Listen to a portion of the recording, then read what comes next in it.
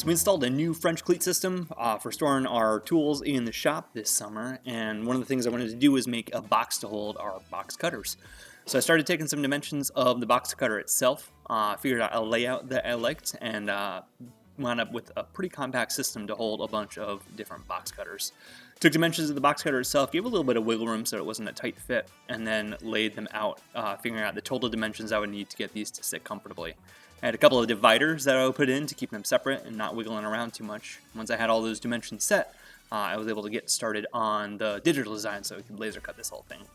Went over to MakerCase and made just a topless box to be the bulk of the design with the dimensions that I needed, and got that into Illustrator and started making the dividers. The dividers were going to be a perfect fit within the box itself, so I got that sized up properly, did some cutouts where the dividers would intersect with each other, so that way you can slide it right into the box, glue it up, and it would be stuck there pretty well and not wiggling around at all.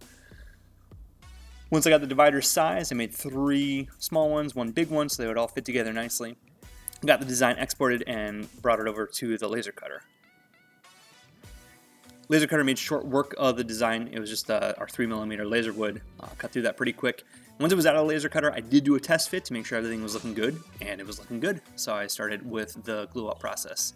Now, I've made a bunch of boxes in my day, so this was pretty short work. Same process as usual, just some wood glue on any of the finger joints, a little bit of CA glue to help get it set up pretty quick. CA glue plus the activator basically acted like a clamp while the wood glue would set up and be the bulk of the strength for the design.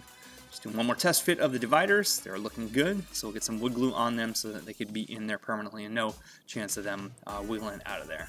Same thing, a little CA glue, a little activator, filling in some of the gaps, and we're pretty good to go. This is pretty satisfying.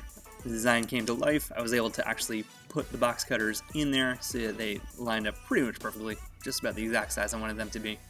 All that was left to do now was put the cleat on the back and hang it on the wall. Same process, a lot of wood glue, little CA glue, little activator, got that set ready to go, and just after a couple of seconds, you can see it was already strong enough to flip it around just by the cleat. That was it. I had a purpose-made organizer for these tools that fit perfectly on our storage rack. We were good to go.